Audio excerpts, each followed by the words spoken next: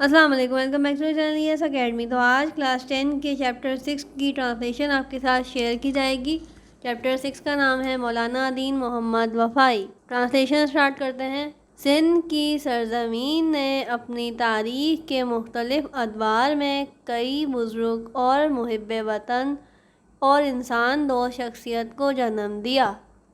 انہی باکمال ہستیوں کی پرخلوص اور بے انتہا کوششوں کی وجہ سے سندھ کا نام ہمیشہ روشن رہتا آیا ہے۔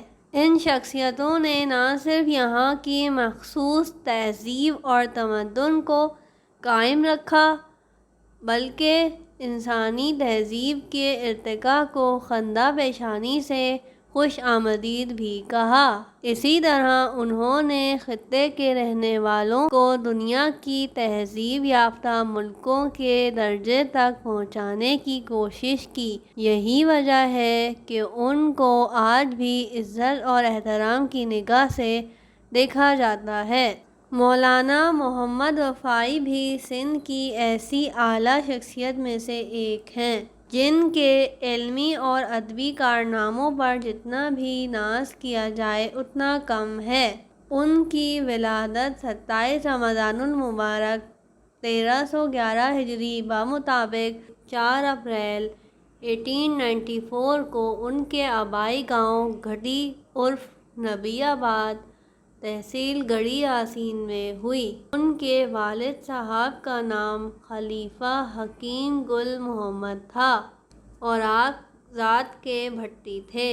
مولانا کی ابتدائی تعلیم ان کے والد صاحب کے زیر نگرانی ہوئی، جس میں فارسی کی ابتدائی کتابیں پڑھیں۔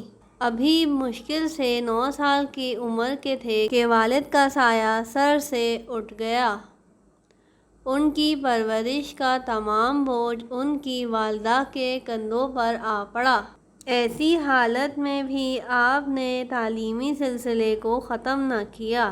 فارسی کی بقایا تعلیم اپنے رشتہ دار میاں جی محمد عالم کے پاس رہ کر پوری کی۔ اس کے بعد عربی کی تعلیم حاصل کرنے کے لیے مولوی غلام محمد جتوئی کے مدرسے گاؤں سونی جتوئی ضلع لاڑکانہ میں داخلہ لیا۔ وہاں 5 سال رہے۔ اس عرصے میں عربی کی تعلیم مکمل کی۔ تعلیم ختم کرنے کے بعد اپنے استاد مولوی غلام عمر کے مشورے سے سندھ مدرسۃ الاسلام کراچی آ کر استاد بنے اور وہاں 2 سال تک رہے۔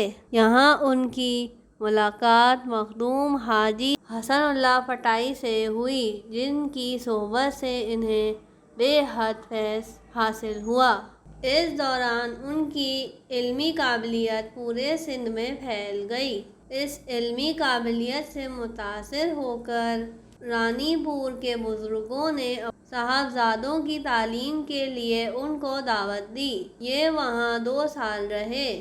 اس کے بعد حلہ شہر کے راشدی بزرگ حاجی امام الدین شاہ نے اپنے صاحبزادوں کی تعلیم کے لیے مولانا صاحب کو دعوت دی۔ حلہ میں قیام کے دوران ان کی ملاقات حاجی امام الدین راشدی کے بڑے بھائی علامہ رشید اللہ جھنڈے والے سے ہوئی۔ ان کی صحبت اور علمی گفتگو سے مولانا صاحب کو بہت فیض حاصل ہوا۔ یہ وہ زمانہ تھا جب پہلی جنگ عظیم جاری تھی، اس لیے دنیا کا ہر شخص حیران و پریشان تھا۔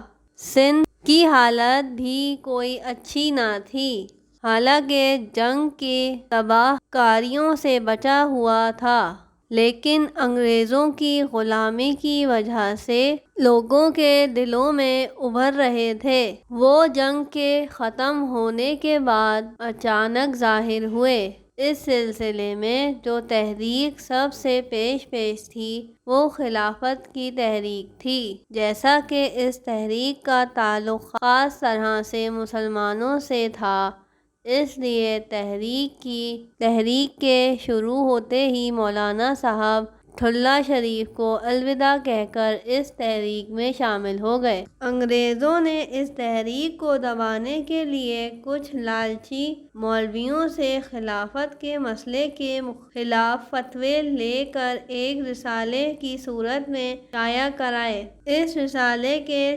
چھپنے کی وجہ سے سندھ میں تحریک کو نقصان کا سخت اندیشہ تھا۔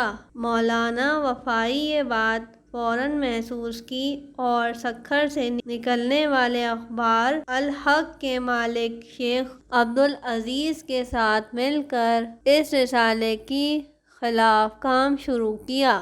اس دوران سندھ کے مرد مجاہد مولانا سید تاج محمد امروٹی کی زیر نگرانی اسی رسالے کی مخالفت میں ایک رسالہ تیار کیا، جو کہ مارچ 1920 میں لاڑکانہ کی خلافت کانفرنس کے موقع پر تقسیم کیا گیا۔ اسی کانفرنس میں مولانا ابوالکلام آزاد، مولانا ابوالباری لکھنوی اور مولانا شوکت علی شریک ہوئے۔ جلد ہی مولانا وفائی کو جمعیت العلماء سندھ کا ناظم مقرر کیا گیا، جس وجہ سے آپ کے لیے کراچی میں رہائش اختیار کر لی۔ مارچ 1920 سے التوحید اخبار جاری ہوا۔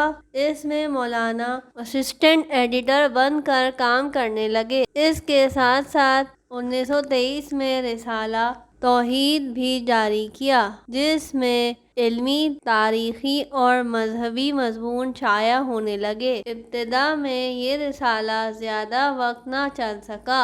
1930 میں پھر توحید جاری کیا، جو ان کی زندگی تک پورے آب و تاب سے جاری رہا۔ 1936 میں جب سندھ نے بمبئی سے جدا ہو کر صوبے کی حیثیت اختیار کی، تب التوحید کا سندھ آزاد نمبر شائع کرنے میں مولانا صاحب نے خاص دلچسپی لی۔ سال 1939 میں مولانا عبید اللہ سندھی جلا وطنی سے واپس آئے اور سندھ میں شاہ ولی اللہ دہلوی کی تعلیم کے مرکز کھولے۔ مولانا نے ان مراکز کی کامیابی کے لیے سرگرم کارکن بن کر کام کیا، اور مولانا وفائی نہ صرف دین کے عالم تھے بلکہ انہیں تاریخ، جغرافیائی اور لغت پر بھی دسترس حاصل تھی۔ التوحید اخبار اور ماہنامہ توحید رسالے کا ہر پرچہ ان کی قومی خدمت اور علمی خواہ ادبی حیثیت کی بہترین مثال ہے۔ اس اخبار اور رسالے کے ذریعے مولانا صاحب نے سندھ کی دینی، علمی، سماجی اور سیاسی فلاح و بہبود کے متعلق ہر ایک علمی قدم سے سندھ کے بچے کو واقف اور بیدار کرنے کے لیے جو کچھ کوششیں کیں، اس کو دیکھ کر ان کی حب الوطنی اور علمی سربلندی کی دھاک دل پر چھا جاتی ہے۔ مولانا صاحب نے تقریباً 30 کتابیں لکھیں، جن کو سندھی ادب میں خاص مقام حاصل ہے۔ اسلام کے یہ خادم، عالم، ادیب اور مجاہد ماہ جمادی الآخر 1969 ہجری اپریل 1950 میں رحلت فرما کر محبوب حقیقی سے جا ملے۔